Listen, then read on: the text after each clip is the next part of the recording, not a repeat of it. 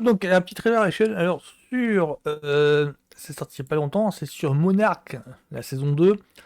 Euh, Legacy of Monsters. Donc, là, alors, pour récapituler les faits, pour Monarch, c'est quoi une série sur quoi? Alors, Monarch, c'est sur l'agence que l'on voit, enfin, que l'on devine dans le Monsterverse. C'est-à-dire, le Monsterverse, c'est composé de Godzilla, King Kong, Godzilla Roi des Monstres, King Kong vs Godzilla. Voilà, c'est tout ce que c'est ça qu'on appelle le Monsterverse. C'est les films autour de Godzilla et des Titans.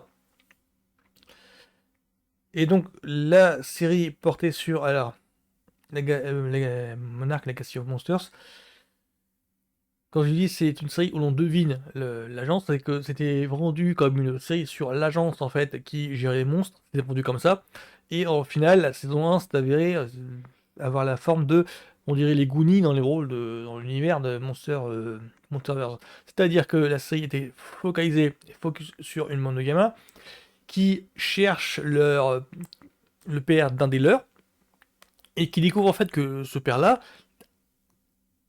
a travaillé ou travaille dans le sens où au début on le croit mort et au fur et à mesure en fait non il est vivant mais ils savent qu'il travaille pour une agence secrète Monarch.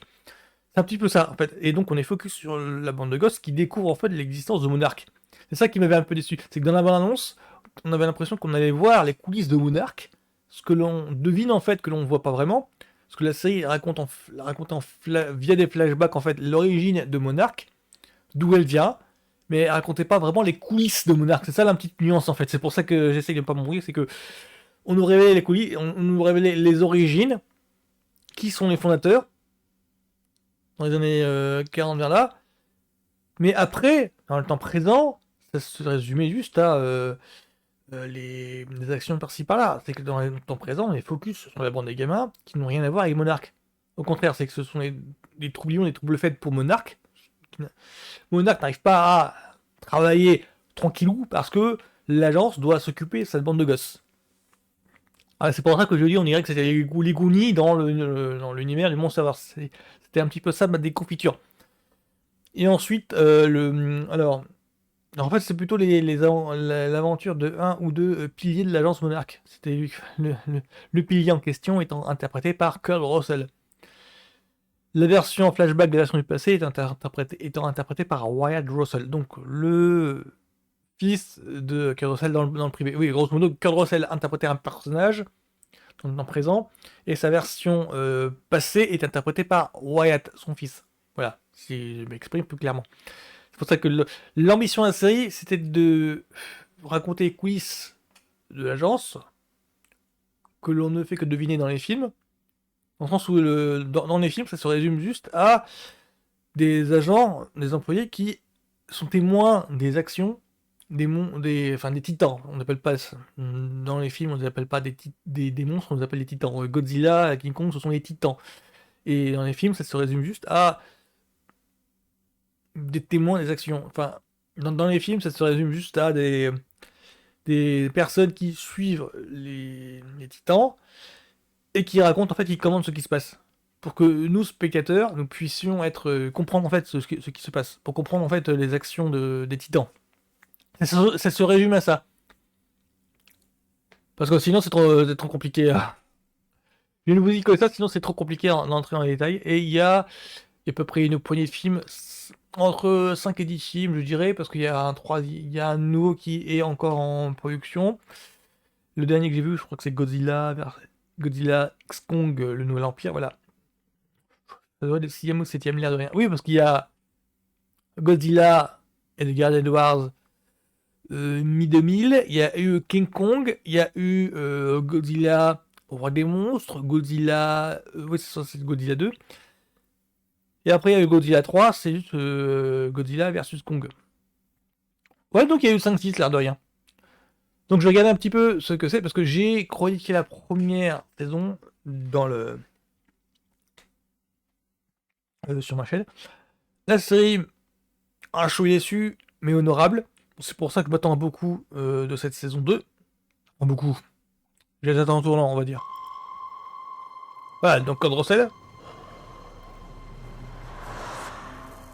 The world has changed. Something's happening. This is not Kong. And it's not Godzilla.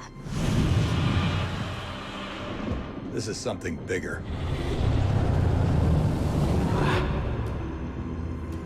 Ok, je prends le même producteur, d'accord. He opened the rift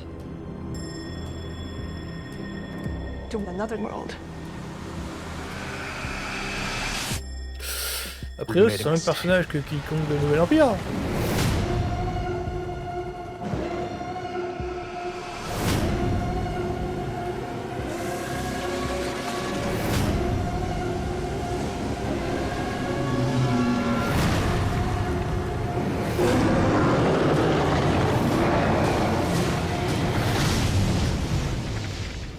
So, what's next? Consequences.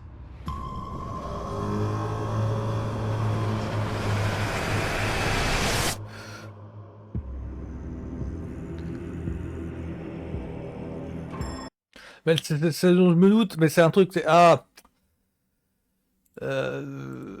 Ouais,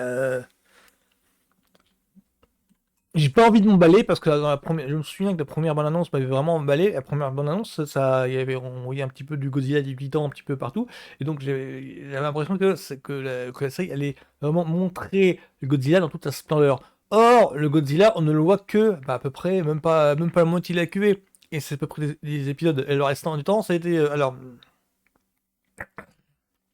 Godzilla, on ne le voyait qu'en flashback. Oui, ça. En première saison, c'était rattaché à l'arrivée, à l'émergence de Godzilla à San Francisco, je crois. Mais grosso modo, pour bien comprendre,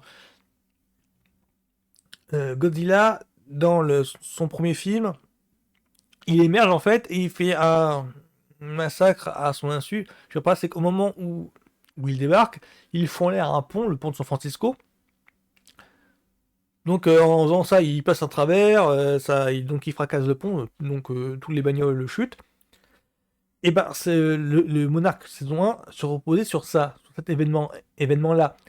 Un des personnages, en fait, était traumatisé par ça. Normal, hein, un des personnages fait partie survivante de cet événement-là. Du coup, on voit Godzilla et on voit cette scène à peu près reconstituée. C'est pour ça que t'étais si tripant, si emballant. C'est qu'on a l'impression d'avoir une série qui se passe dans cet univers-là. C'est exactement ce qui se passe là, mais avec... La série décevait parce que ça se voyait qu'elle avait moins de moyens que les films. Que cette restriction de point de vue s'expliquait par ce manque de moyens. Du coup, c'est pour ça qu'on suivait juste la bande de gamins et pas l'agence. D'où ma déception. Là, dans cette saison 2-là, ils ouvrent la perspective de voir un autre versant de l'univers. C'est grosso modo, la première saison s'intéressait à des personnages, à un groupe de personnages, et là, j'ai l'impression que les personnages vont être confrontés à de nouvelles menaces.